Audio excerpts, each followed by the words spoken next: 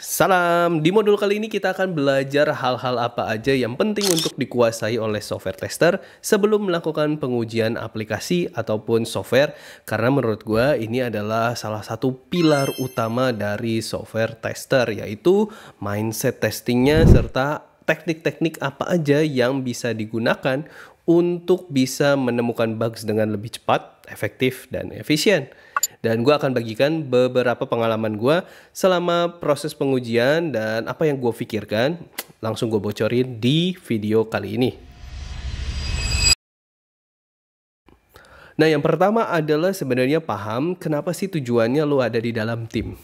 Umumnya nih ya, apalagi kalau lu new joiner, lu tuh bakalan bergabung ke sebuah tim yang sudah established, udah punya aplikasi, udah punya workflow-nya sendiri, udah ada fitur-fiturnya. Jarang banget kalau lu masuk ke tim yang belum ada semuanya, lu bisa mulai dari sana. Umumnya lu akan join ke sebuah tim yang udah existing. Lu coba tanyain dulu kenapa sih gua ada di sini, terus apa sih yang diharapkan mereka dari gua sebagai seorang software tester di tim. Itu sebenarnya yang harus lu gali lebih dalam dulu, tujuannya tuh apa.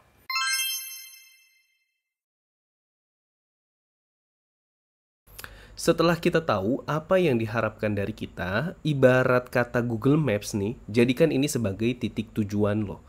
Nah, sekarang lo itu harus cari tahu di mana titik lo memulai.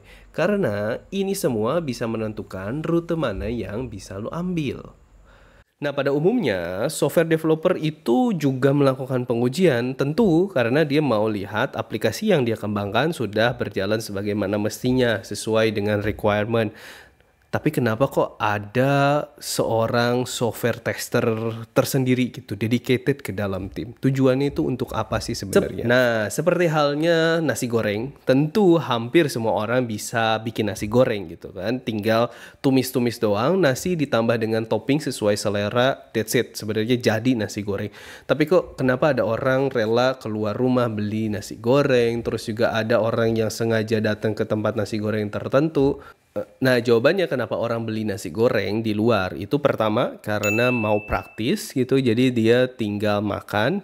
Terus yang kedua adalah karena rasanya lebih enak dibikin sama orang lain misalkan. Ya tentu aja tukang nasi goreng adalah penggoreng nasi profesional di mana dia sehari-harinya bikin nasi goreng, sehari bisa ratusan porsi misalkan dia bikin. Tentu aja rasanya juga sesuai dengan selera orang-orang yang beli itu. Sama dengan software tester, walaupun developer sudah menguji aplikasi di lokalnya dia, tapi biasanya pengujiannya ala kadarnya, tidak terlalu mendalam, tidak cepat nemuin bugs. Makanya tim software developer ataupun tim engineer itu meng-hire dedicated tester profesional.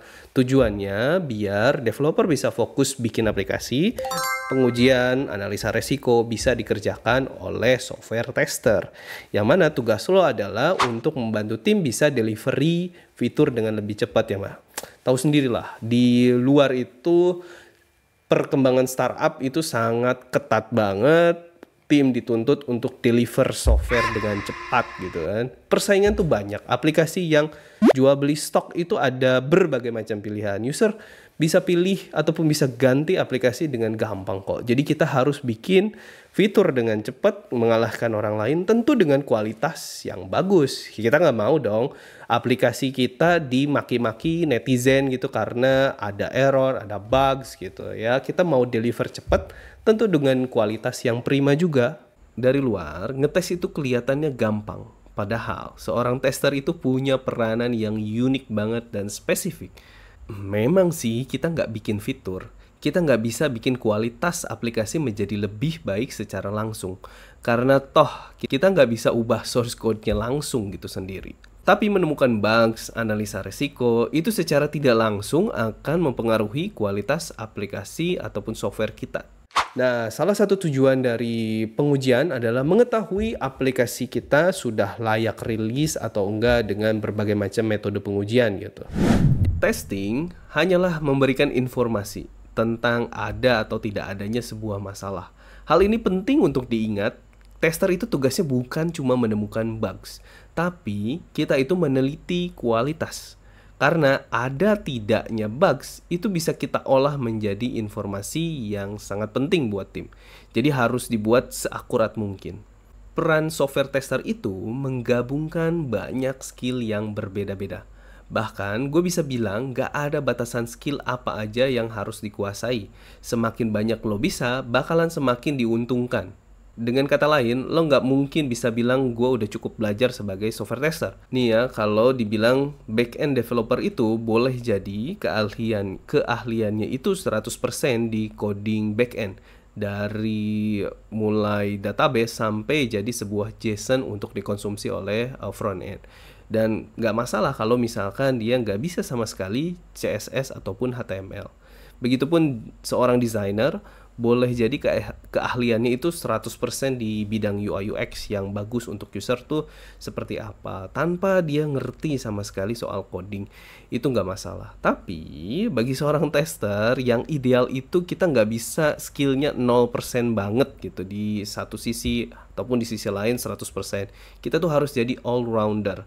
Dan menurut gua ada beberapa sisi ataupun keahlian yang menurut gua seorang software tester itu harus unggul, di antaranya yaitu satu, interpersonal skill, di mana kita bisa menjaga hubungan baik dengan developer, product manager, dan stakeholder lainnya. Kita bisa memahami apa kebutuhan mereka dan bisa bernegosiasi dan gak risih lah dengan namanya itu konflik. Terus kemudian kita juga harus paham technical skill, bisa menggunakan tool seoptimal mungkin untuk kebutuhan kita. Contohnya kayak pemanfaatan automation dalam meningkatkan kecepatan testing. Kita juga harus mengerti dokumen teknis dan bisa mendebug sebuah issue dengan mandiri gitu. Terus juga kita memahami development proses dan hubungannya dengan sebuah fitur baru, karena bisa jadi ini sebuah input untuk kita tahu technical constraint yang mungkin timbul dari keputusan yang diambil oleh tim. Kemudian sisi lainnya yang harus kita tingkatkan adalah analytical skill, bisa menemukan titik masalah dari sebuah testing activities, menganalisis dan bahkan menemukan cara untuk memecahkannya yang optimal. Kadang perlu juga memprediksi kualitas nantinya di production itu seperti apa berdasarkan hasil pengujian yang dilakukan sekarang di dev environment misalkan.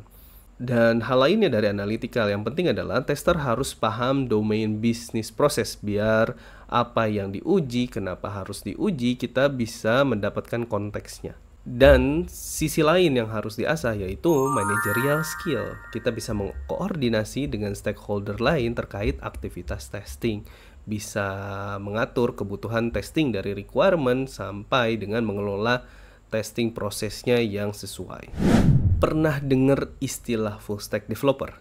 Di mana si programmer ini yang mengerti ujung ke ujung proses development, karena nantinya dia yang bakalan ngerjain dari mulai API, UI, bahkan deployment, networking, semua yang dia kerjain terkait dengan sebuah requirement dari bisnis.